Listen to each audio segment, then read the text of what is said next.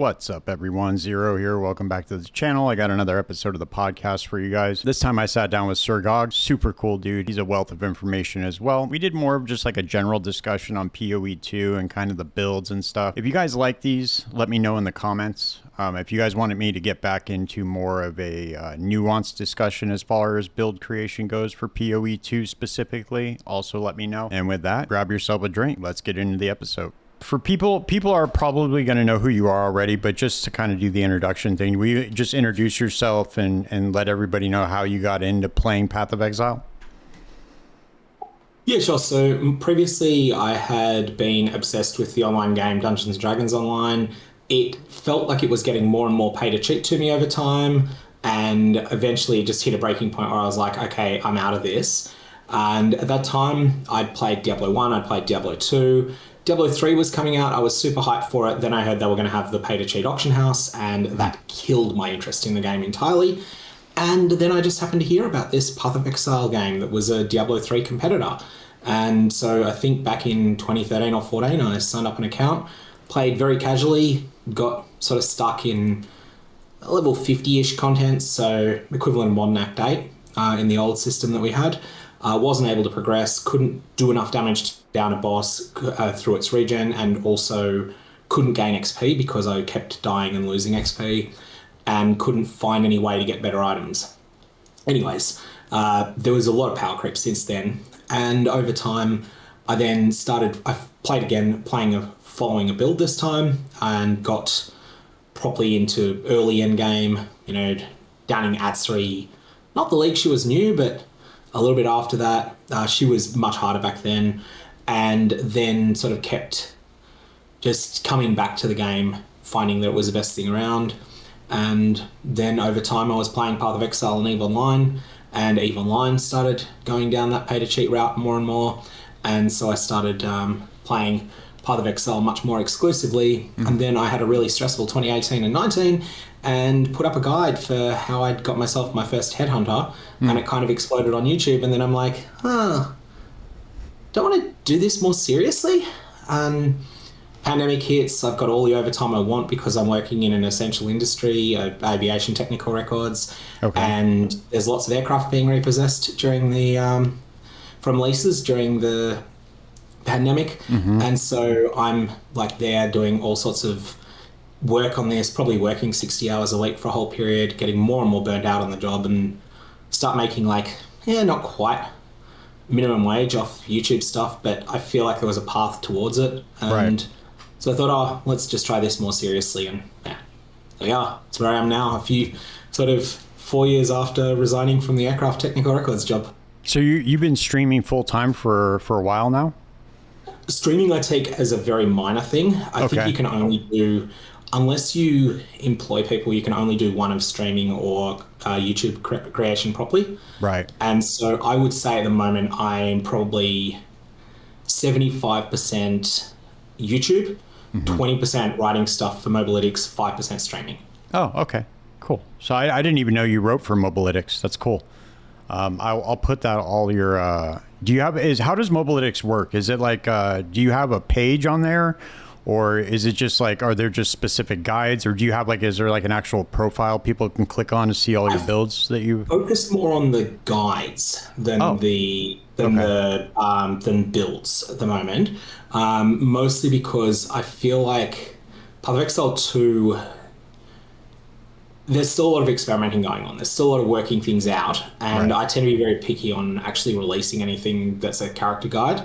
And also I haven't been chasing the most powerful things to do in the game generally so far.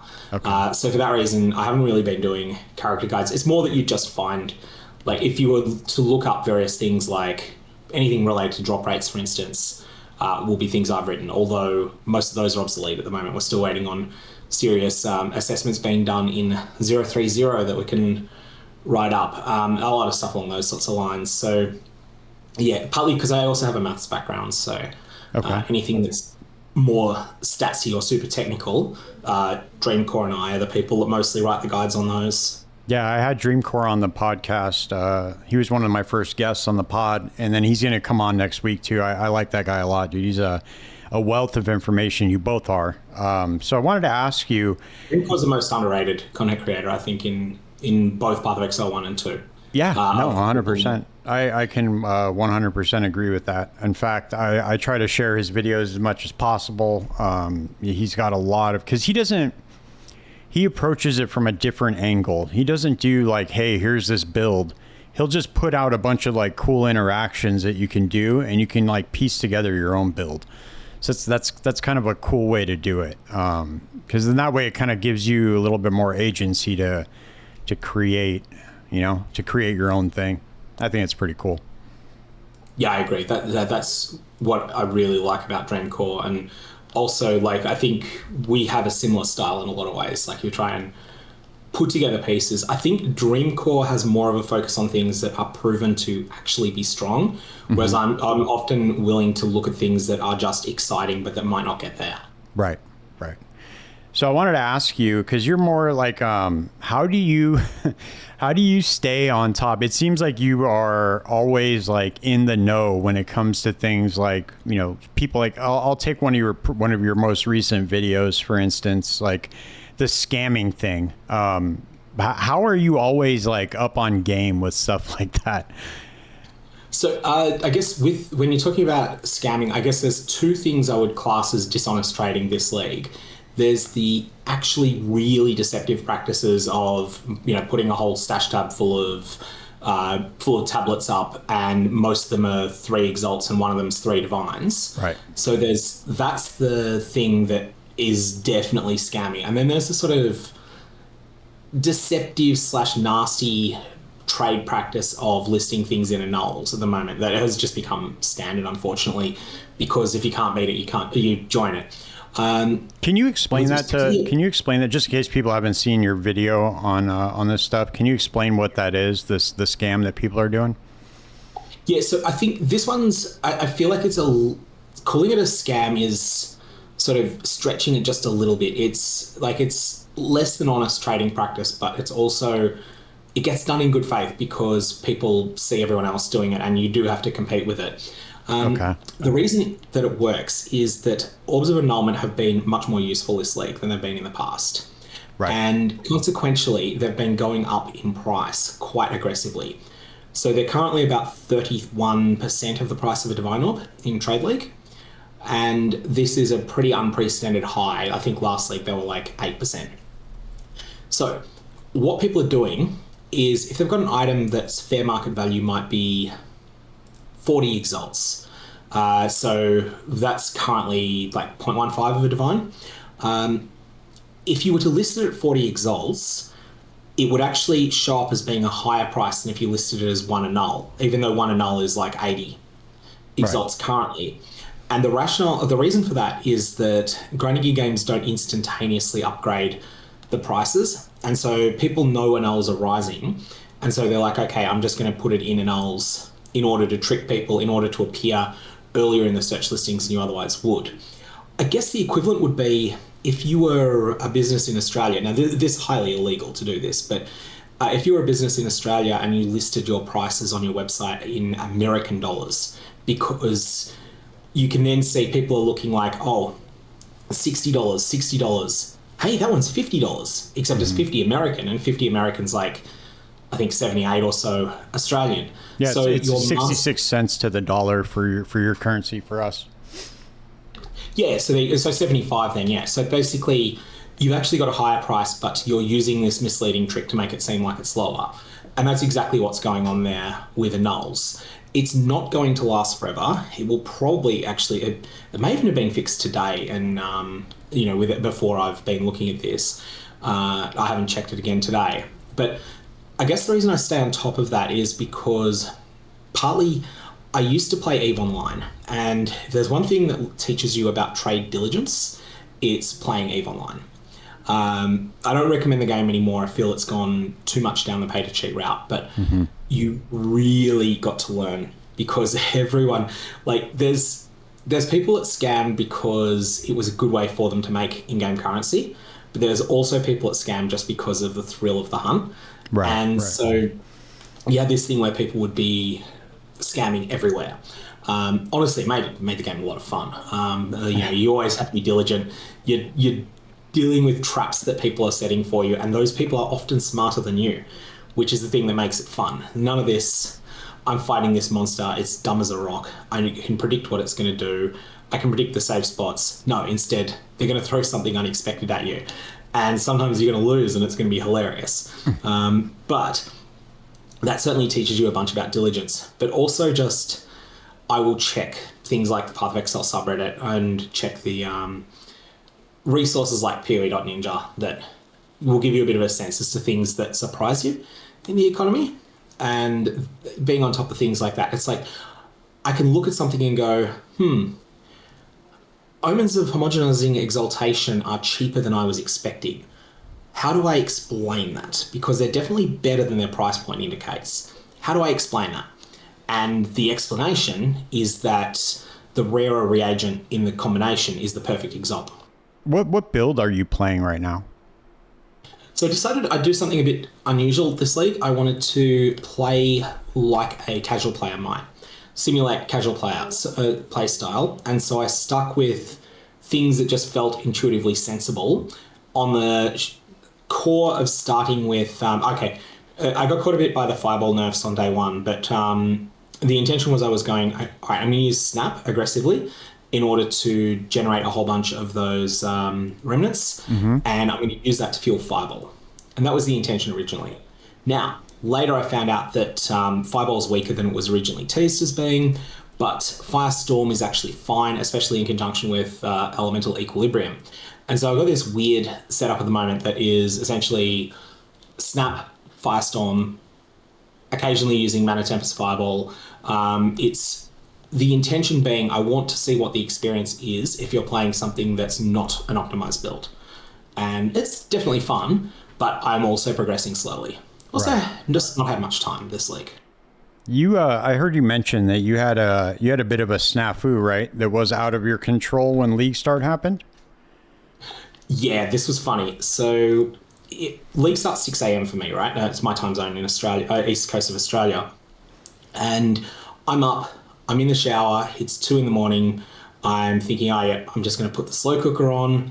Oh, I already had the slow cooker on. I'm going to have a shower. I'm going to start downloading the patch. I'm going to sit in the queue. Everything's going to be fine. So the light flickers once and then it's out. And suddenly I'm in complete and utter darkness. It's 2 a.m. and the power's gone out. It'd been a bit of a nasty storm outside, but not super bad. I look up the website for our power company and it's like, oh, huge suburb-wide outage in this area. Oh, wow. 800 houses out of action. I'm like, oh no. But at least if it's 800 people, it'll be fixed quickly. And then 45 minutes later, I look again. Oh, there are only 90 left, and the estimated time of reconnection is 3 p.m. So it turns out that the actual problem was in not just my cul-de-sac, but the southern half of my cul-de-sac. And then that meant that I was out of power until sort of 10 hours after league start. Oh, wow. But you, So what did you, you got on the same day though, right? The later the afternoon then? Yeah. I just ended up thinking, all right, I'm just going to go to sleep. And, right. So yeah, basically I got on when Europeans that go to bed at league start, like they don't stay up all night. They don't pull an all-nighter. I got up when they started. Right. So what I'm going to ask you, like, what pulls you towards a build? Because you never follow any guides, right? You always just create your own thing. No, I follow guides occasionally. You do? Okay. I followed in POE1 326. I followed Crashing Tuna's take on the Berserker Slams Berserker, the Volcanic Fissure of Snaking, and that was fine as a starter. And then in what else have I played recently? And then I got onto an Eviscerate Ignite character that was very heavily based on some ones that I'd seen on Reddit. It wasn't an exact one-for-one copy, but I feel like if you're playing Eviscerate Ignite, there are two key turning points in Path of Exile 1 at the moment. There is, do I use Beric's Respite or not? And there is, do I use the Energy Blade and Ashes of the Stars package, or do I use Ephemeral Edge? And so I chose to go with the Energy Blade, Ashes of the Stars, just because it was an interesting combo. It was probably the weaker of the two. And I chose to go with the Beric's Respite because I love that item. Right. But what draws you to a build when you like, are you looking just for like a specific archetype? Do you just are you like me where you'll just play anything as long as it looks cool? Or is there like when you're trying to like create your own thing, like what pulls you towards a build? In POE1 specifically, this does not apply to 2. In POE1, definitely Ignite is something that I really like as a mechanic, mostly because it has that double propagation system that is often not very well understood. There are 2 different things that get termed proliferation. There's the Searing Exarch Glove Implicit and similar mechanics, which read ignites to inflict spread maybe 1.6 meters. I think that's the exquisite tier of that mod. I think it's 1.2 lesser, 1.7 perfect. And that's available in a few other places. And then there's another version that is only available on 2 items, which is Beric's Respite, which is the better one, and Abrath's Hooves, which is the weaker. Although Abrath's Hooves are actually rarer. And this is the one that when an enemy dies while suffering an ignite, then all enemies that at the instant of death are within 2 meters, they pick up a copy of that ignite. Beric's Respite also transfers shocks on death as well, which is a nice bonus. Right. So the ability for propagation through things like that is something I really like in POE1. POE2 has quite sensibly decided to go a little bit softer on the propagation mechanics. There's still ones there, but they're not as crazy as they are in 1. And that's part of the goal of making it so that monsters, like small monsters, can matter. And yeah, that's a design decision that they've taken that is not necessarily popular with POE1 players, but is definitely a sensible one to at least start with. Can you break that down a little bit further for people? Like, what's the key difference there? Are they just like can you compare the 2 dots in the games? Yeah, so in Path of Exile 2, the ways of spreading Ignite are extremely limited. There are ways that you can, like when an enemy has been within, I think it's 1.5 meters of an ignited enemy for a full second, they pick up a copy of the Ignite. There's things that allow spread like that. In Path of Exile 1, I like to think of it as having 4 different states. There is, I'm on fire and no one feels it but me. That's when you're ignited, but you've got no proliferation mechanics. There is, I'm on fire and everyone around me feels the warmth, and that's when you've got a proliferation mechanic. Then there is, I'm on fire and I want to share it with the world. Like, I'm willing, in my will, I'm going to bequeath this fire to everyone around me, and that's Beric's Respite. And then there's having both of them at once, which is, I'm on fire, everyone around me is instantaneously feeling the warmth, and I'm also bequeathing this warmth to others as well, which is the one that feels like it's super contagious, like it just spreads through packs. And when you've got that in conjunction with some sort of corpse explosions, like the Chieftain explosions, Hinakori explosions are just so fun in POE1, then you can really, share the warmth of being on fire with everyone around you. So you like the Ignite archetype? Would you say that's probably your favorite out of all of them? In 1, I would say that has become my favorite. Yeah. What would you say is your favorite archetype in POE2 so far?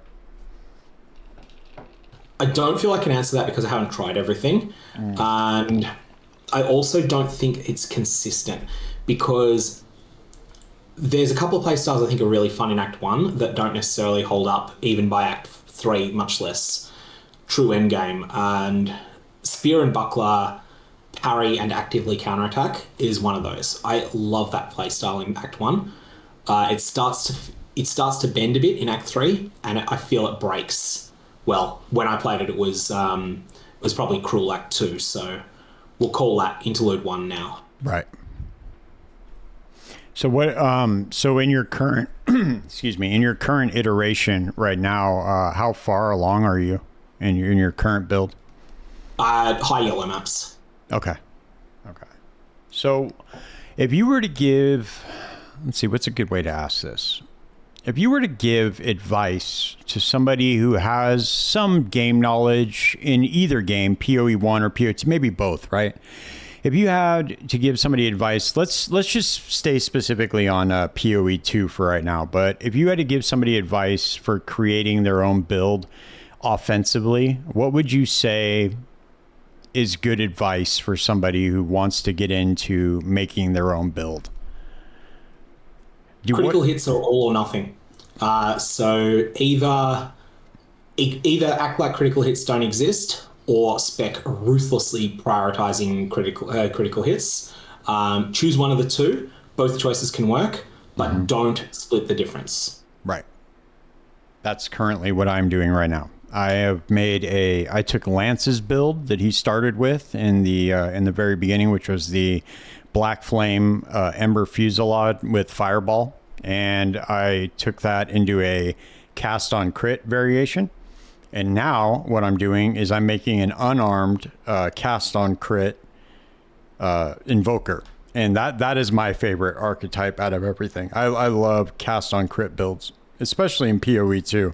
I don't know what it is, but I like raining down comets on people, and I feel like if I can figure out a way to do that with every single archetype in the game, or every single ascendancy in the game, then I'll be pretty satisfied. So that's a cool project. Yeah, try and do that with every ascendancy in the game. I'd love to see what you come up with on Blood Mage. I feel like that could be... Yeah, I did. That's what I did. That was what the Blood Mage was the Ember Fusillade one. And right now, I have a bunch of the YouTube shorts up. The Arbiter down, T4.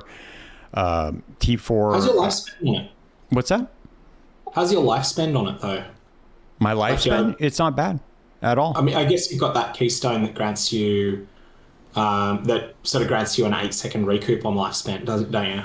Yeah, well, what I ended up doing was there's a part of the tree where if you go up to the top, it's where the Arcane Surge grants life regeneration nodes at. So I grab a bunch of life regeneration there, and on the right side of the tree, there is a lot of life recoup. So I just have a ton of that spec'd into it, and I feel, and then on top of that, you get the I think it's called Vitality Siphon. I think that's what it's called.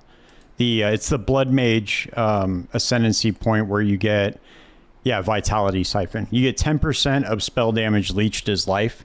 Yeah. And then on top of that, I'm using Adziri's Acuity. So all of my critical strikes are leech or instant. And if you get 100% crit chance, I mean, as long as you're hitting, you never die. So it can get sketchy if you're about sub 90% of the crit, but after that, it's pretty easy. So security is the key thing, the key piece I wasn't saying. Right. Yeah, it's a lot of fun, dude. That build is a blast. And then not only that, with the Fusillade, you're just running around the map, and all you have to do is just hit it one time. And with the wild shards, I think it's Sion's Temper.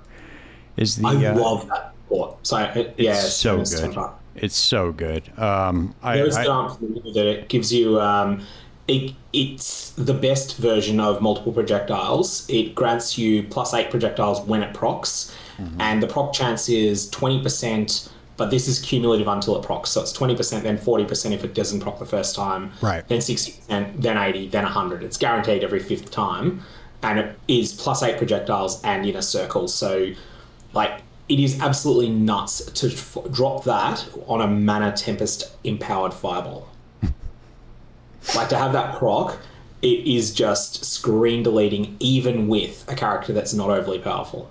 Yeah, so what I do is I'll just run through the map and I'll just barely tap the Fusillade, and it'll just spin in a circle and it just throws everything out. And so all the trash mobs just die instantaneously. And then while I'm doing that, I'm I can't really remember how it was in 0.1, but I know that they nerfed cast on crit, but now I think it just depends on the rarity of the monster. So, like for uniques, I'm just raining down like bosses, I'm raining down comets nonstop. For rares, it's a lot more frequent, but essentially what I do is I'll kill trash mobs and I'll be building up my energy for the cast on crit. And then once I see a rare, my energy's already pretty much built up. And so once I hit it, it just starts raining down comets and they're dead immediately. And then for the, yeah. So, what were you going to say? That's a cool setup. That is a cool setup. I like that. I have to give that a shot at some point. I've got to, I do want to try the meta Blood Mage setups as well. I don't know what else is out there as far as the Blood Mage. Do you know what else people are playing right now? I know you did a big breakdown on this as far as like the meta goes. Do you know what most people are playing? One of the meta setups is using Trample Toe and Bone Cage.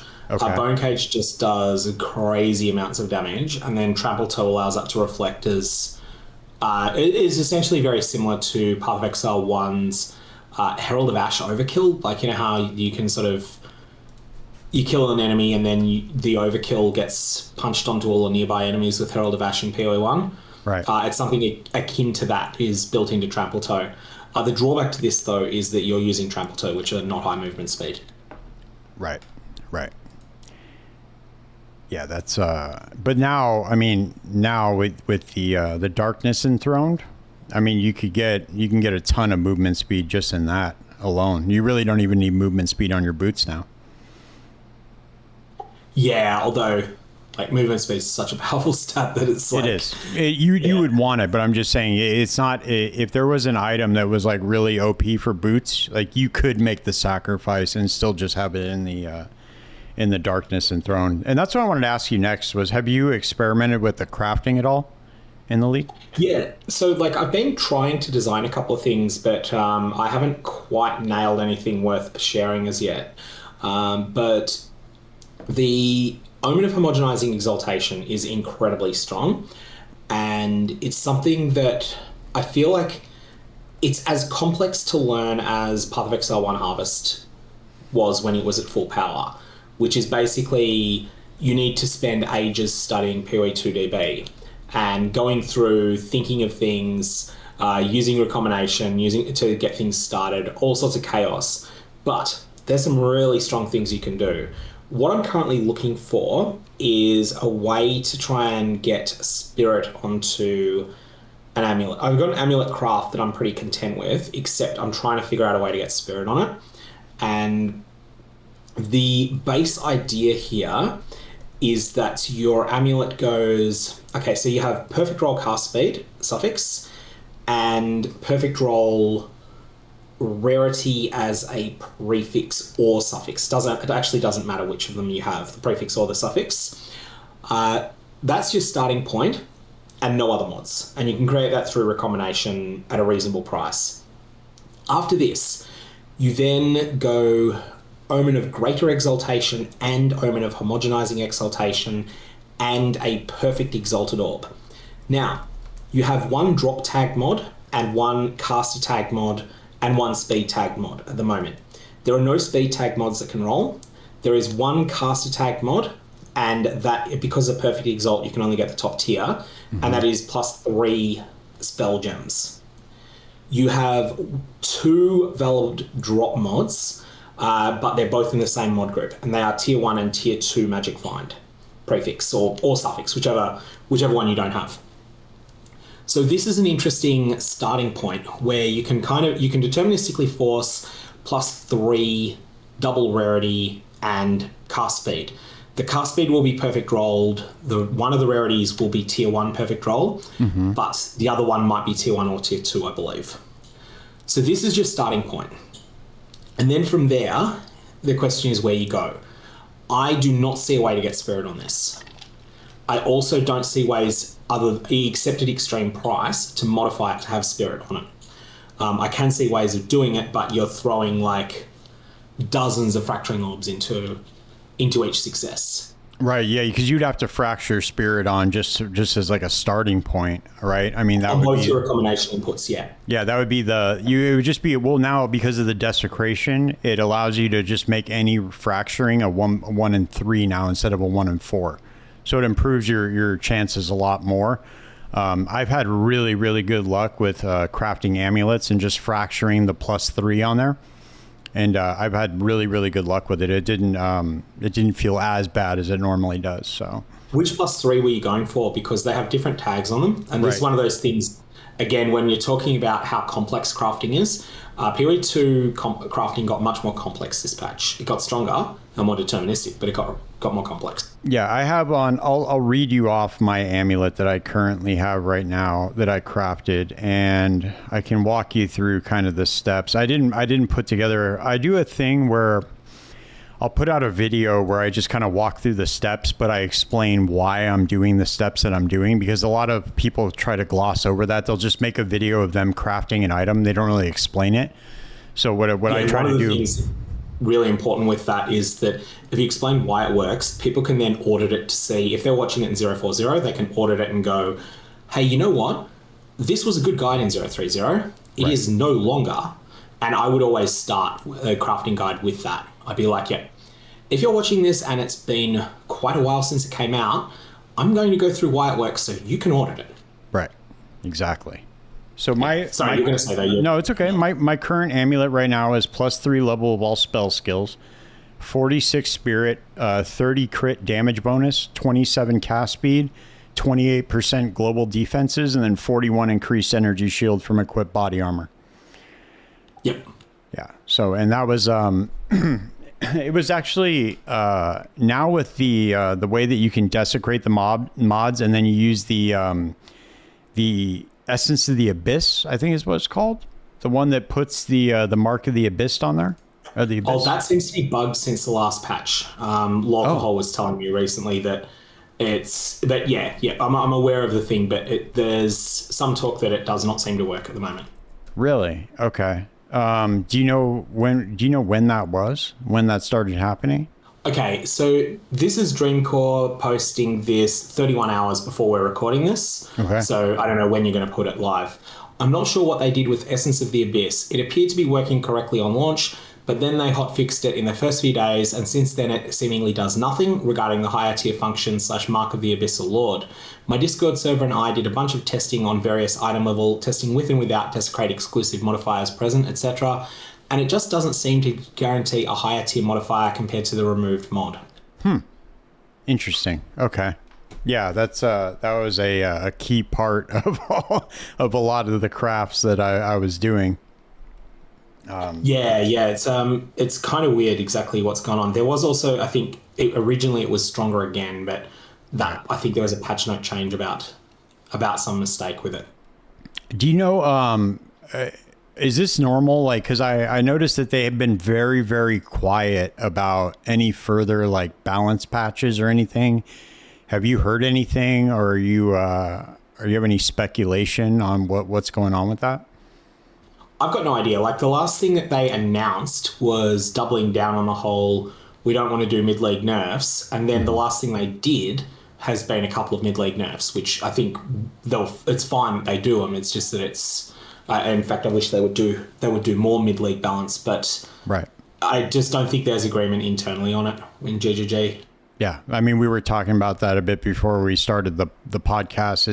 It seems like there is an internal conflict as far as I'll put it that way, an internal conflict as far as design philosophy. I really feel like they're doing themselves a disservice though by not doing the nerfs and buffs and just getting the feedback from the community, because I don't think that they're able to test all this stuff at a high level.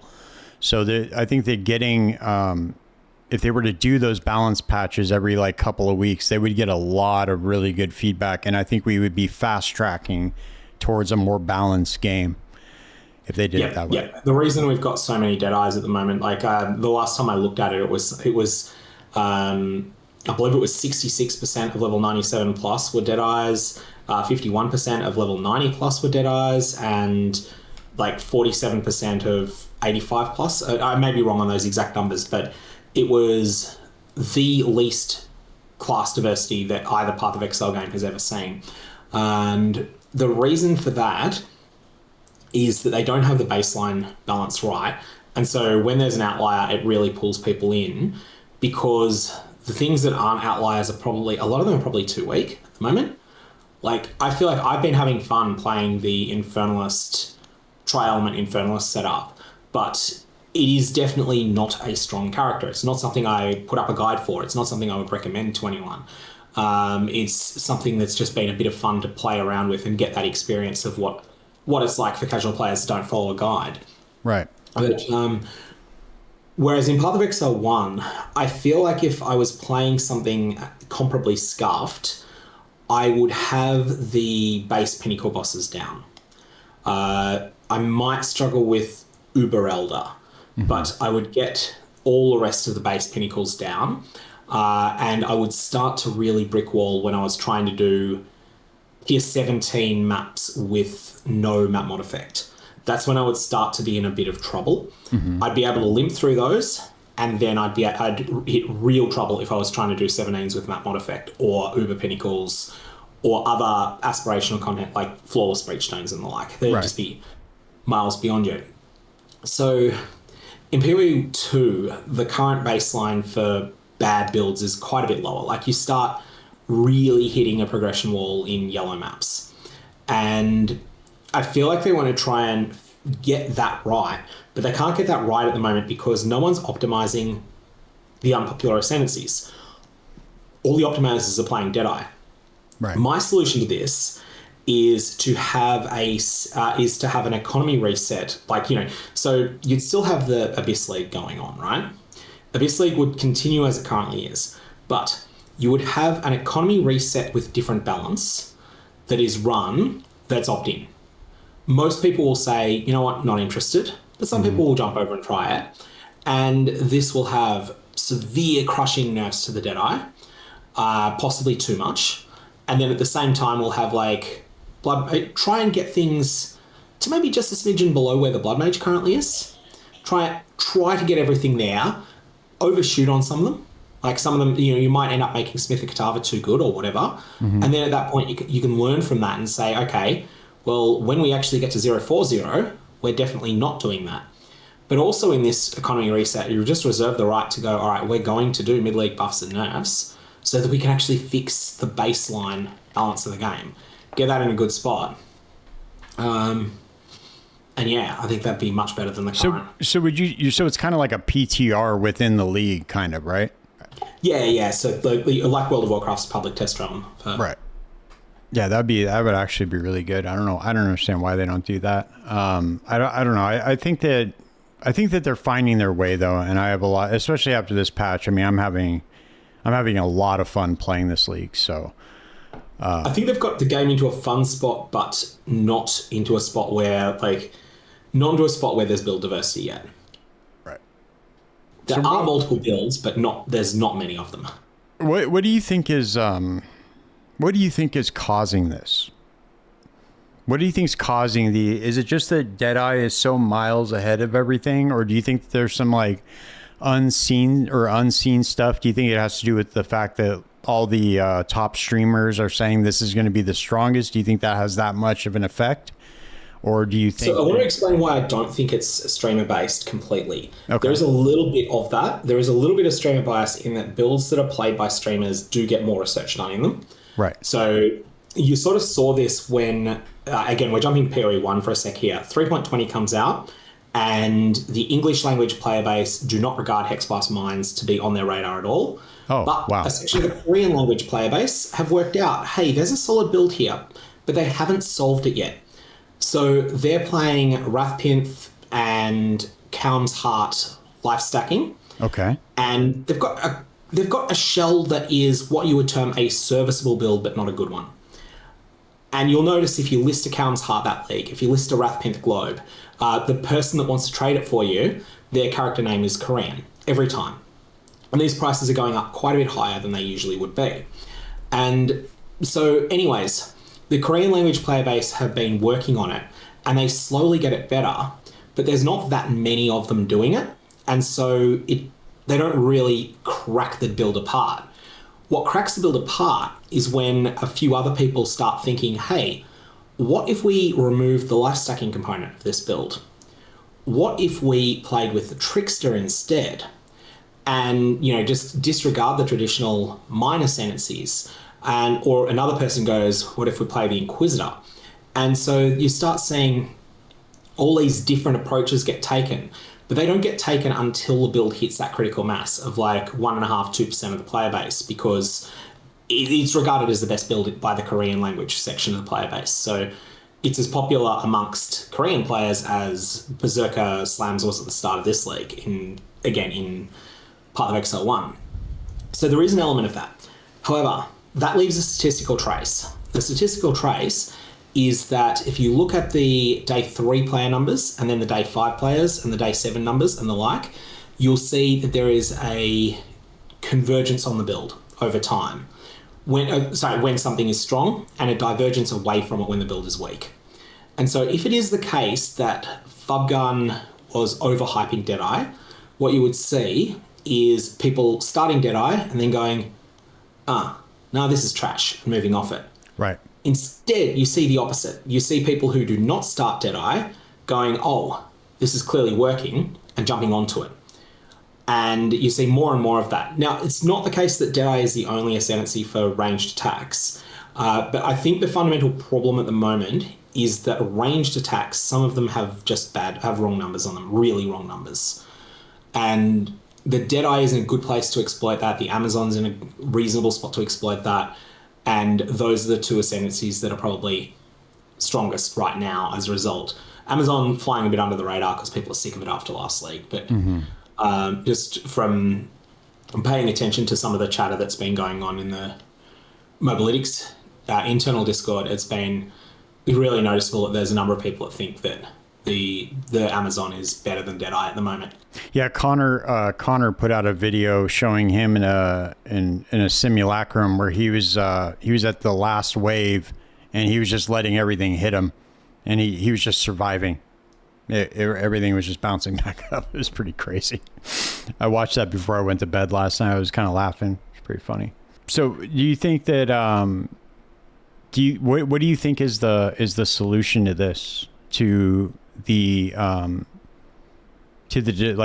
disparity between Deadeye? Do you think it's nerfing Deadeye? Do you think it's raising the other classes up to be the same level, or do you think it's like kind of like finding a middle ground? What would your solution be to this?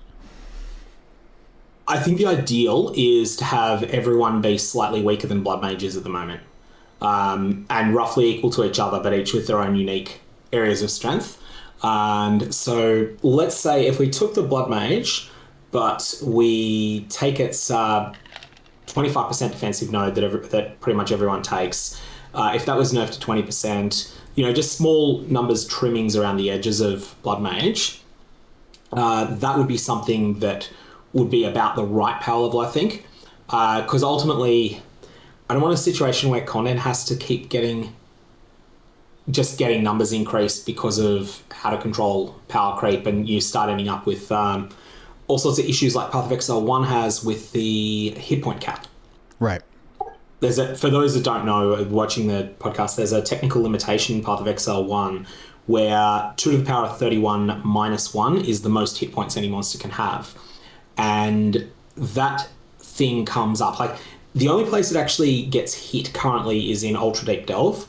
I think if you go to an All the Crystal King or one of the other bosses, depth about 800 plus with 6 player hit points, and also much deeper, it comes up at any number of players. The reason that the Uber Pinnacle bosses have 70% damage, less damage taken as an area mod is because they would otherwise be able to have hit the dot cap with 6 players in the instance. Not the dot cap, the hit point cap. Right. So it's just a technical limitation of the way that things are coded there. And the reason, you start having this problem where, do we really want to have a situation where instead of using numbers that are a bit grokkable, people have a sense of what 150 million is. It's a big number, but people can intuit it. Right. Once you start talking This Integers. monster has 10 quintillion, 173 quadrillion, 416 trillion, 411 billion, 106 million, 202,003 hit points. That's just not grokkable to people at all. Right.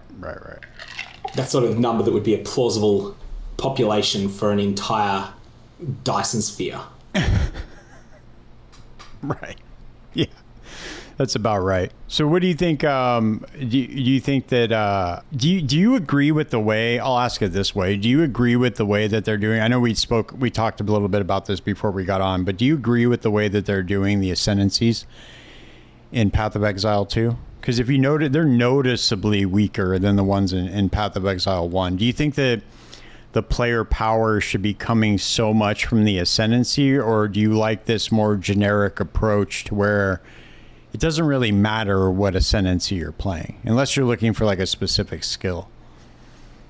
I feel like the Ascendancies still matter a lot, in the sense that, like, if you were to compare an Amazon to a Deadeye, even though they can do a lot of the same things, they do end up playing quite differently to each other because they do have different strengths and weaknesses. I feel like there's not much difference really between saying, okay, each Ascendancy makes you 10% better, and by the way, we're scaling monsters 46% to account for the fact that we expect you to have 4 Ascendancies, versus each Ascendancy point makes you 20% better. By the way, we're scaling monsters by 107% to account for the fact that you've got 4 multiplicatively stacking 20% bonuses.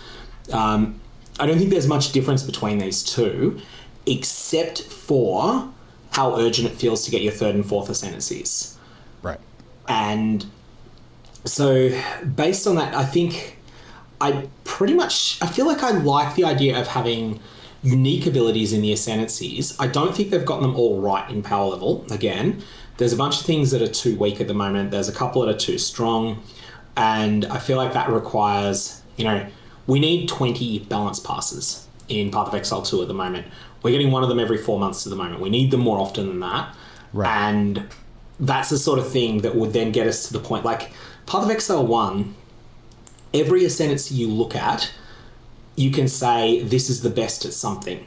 And for every one of those Ascendancies, except for the Assassin, that is a useful thing. The Assassin kind of suffers because critical strike poison, the synergy seems like it should be there, but the dot cap kind of interferes with that.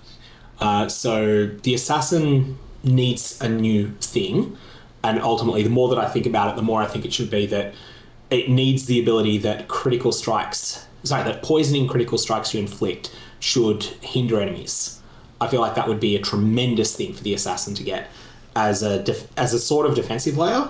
Not technically defense, it nerfs enemies, and maybe even something that also weakens them. Anyway, that's an aside. Right.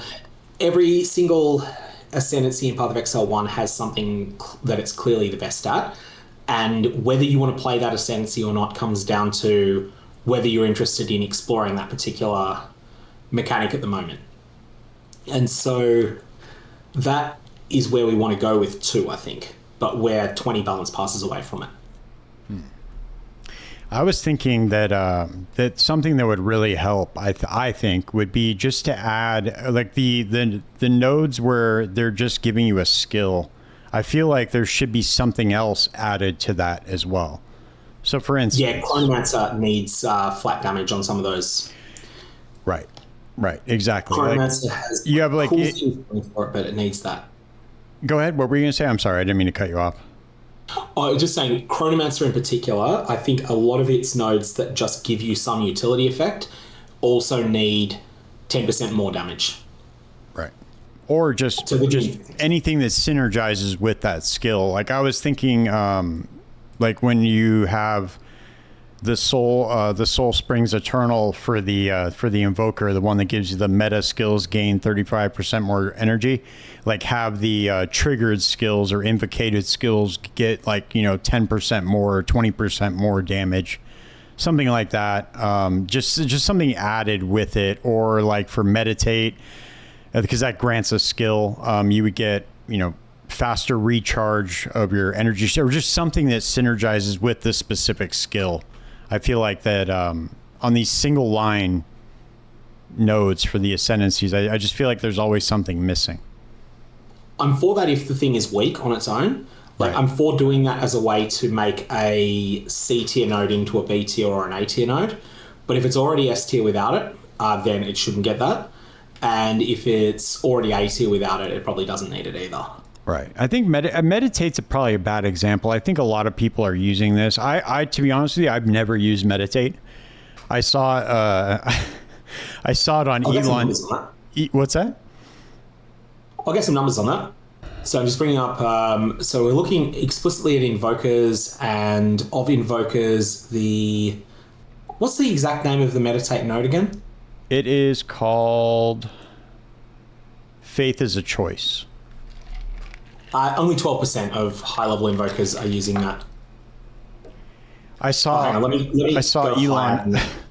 Elon Musk use it in his video, and ever since then everybody was clowning him, so I just never even bothered to look at it. I know it's kind of a stupid reason to not look at it, but I was like, oh man, if he's using it, everybody's clowning him. I don't want to be seen using it. I don't want to be seen. Yeah, so no, it is not being used by many, but it's also, I would say it is a C tier node at the moment, just judging by popularity. Yeah, popularity doesn't necessarily always correlate to power, but it often does. And so based on that, I wouldn't be opposed to it having 15% faster ES recovery or something like that attached to it. Yeah, I think that would. Wait, go ahead. What were you gonna say? Often they do that with the small nodes, though. Right. Yeah, I don't know. I think that I like the idea that they were trying to do with the ascendancies, where they make it to where you pick that ascendancy and you get extra skills from it, and that's kind of what makes the ascendancy have its own identity.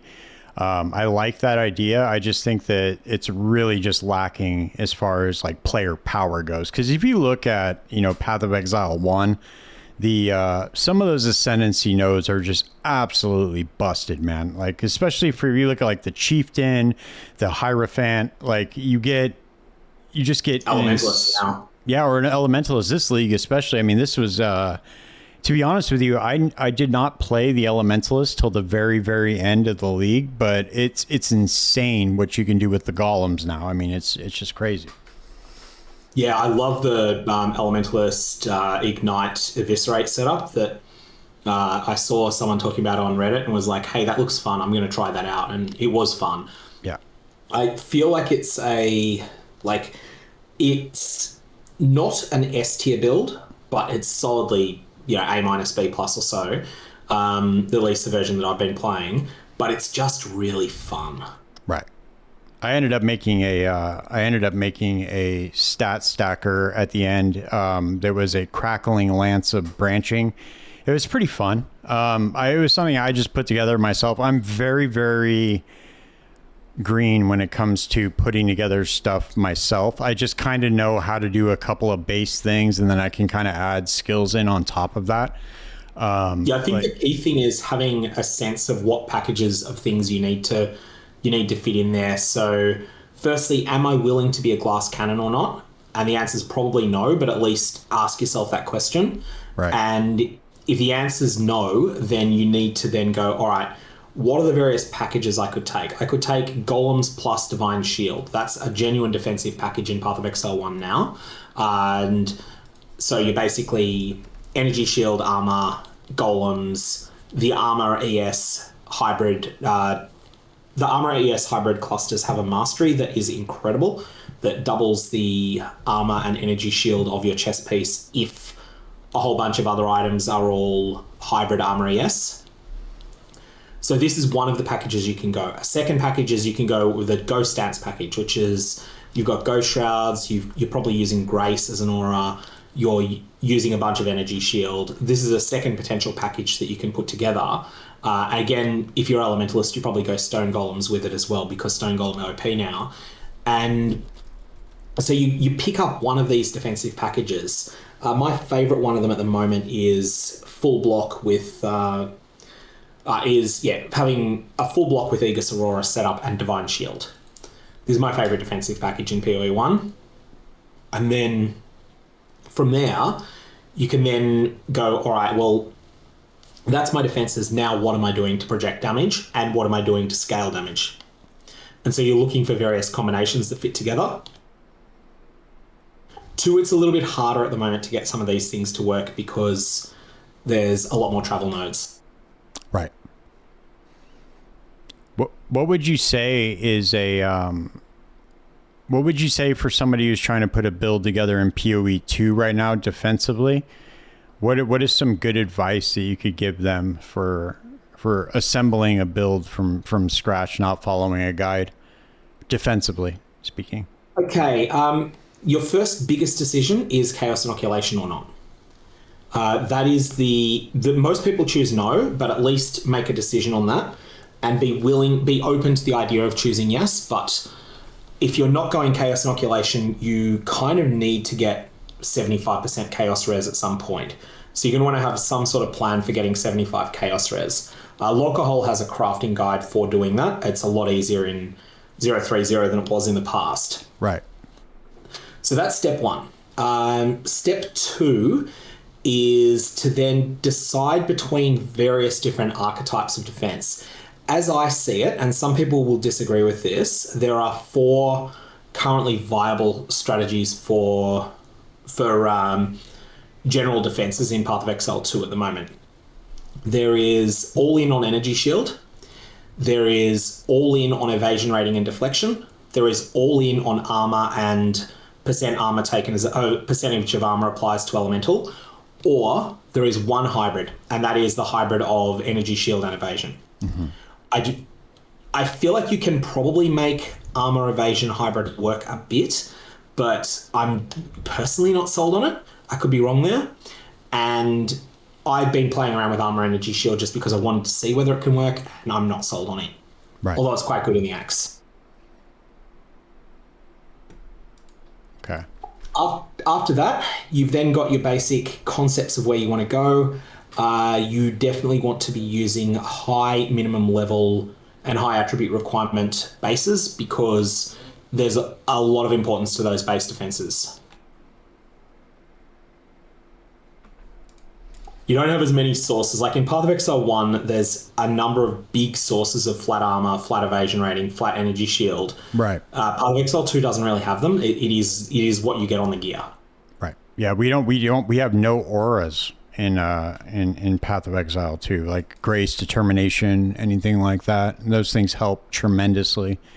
I wonder if they're going to add that stuff into the game or if they're hard stuck on no. Do you know what their philosophy is on that so far? So you do have discipline on as one of the scepter things that you can get. Right. But I feel like they're probably going for no. I think they're going for get it from gear instead to start with, because like in Path of Exile 1, your defenses are your aura, your increased effective auras on you stat a lot of the time. Mm-hmm. And that's something that's like that stat, it's so central to your character's strength. Not for every individual character, but it is a general rule of thumb. I'm not sold that that's a particularly healthy spot to be. I can certainly understand people disagreeing with that, but I just think it's one of those. Yeah, I don't like that much. That it's so important in one. Right. Cool. Well, hey. We're past an hour now. It's getting a little bit late for me. I gotta get up pretty early in the morning, but, will you let people know where they can find you if you do stream? I know you stream a little bit, correct? So, can you let people know like where they can find you, how they can support your channel? Yeah, so primarily, check out some of the videos I do on YouTube would be the main thing. There's YouTube, I've got the, like every time there's a patch, if it's a significant or even remotely significant, I'll do some sort of patch notes, breakdown as to things I think are the most significant in it. Well, I always miss a couple of things, but I probably miss different things to what you miss. So that means that if you read them yourself and you also see my view, you probably pick up more between us. On top of that, there is Twitch, but it's a long shot. You're not going to find me at any scheduled time. Okay. I'm there when I'm there. It's for me, like it's an unusual model for for someone that's in content creation for Path of Exile specifically, but I am very much 70% YouTube, 25% writing articles for Mobalytics, and 5% Twitch. Okay. Well, I'll put all your links in the description so people can find you. And yeah, man, if anybody hasn't checked your channel out, go check it out. You are a wealth of information. You, Dreamcore, you guys deserve a ton more recognition because you guys are a big resource for the community. So I appreciate you. And yeah, I still think Dreamcore is the most underrated content creator in Path of Exile 1 especially, and alongside Fearless Dumbo as well. Fearless Dumbo is the other super underrated person. Yeah, man, Dreamcore is going to come back on next week too, so I'll be talking to him as well. So I appreciate you, man. Go check out SirGog. Thank you guys for watching another episode. I got a lot of these scheduled coming up for you guys for the next couple of months, and especially next month we are getting the new POE1 League. So I'm very excited for that. If you guys are enjoying these, please consider leaving a like and subscribe to the channel. And also don't forget to subscribe to SirGogs if you haven't already. He's an awesome dude. I appreciate him taking the time out to sit down with me. And I will see you guys in the next episode. Peace.